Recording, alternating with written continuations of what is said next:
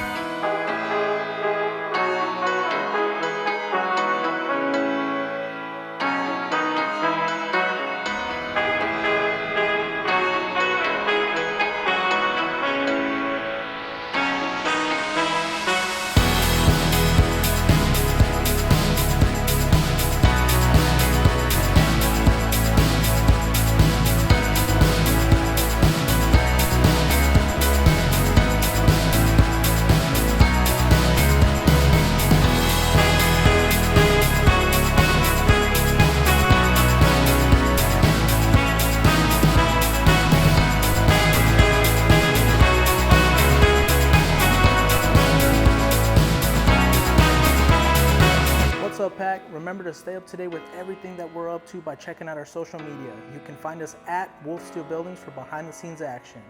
We share our latest projects, update on what the team is working on, and all the exciting progress happening in real time. Don't miss out on the action, and remember to give us a follow.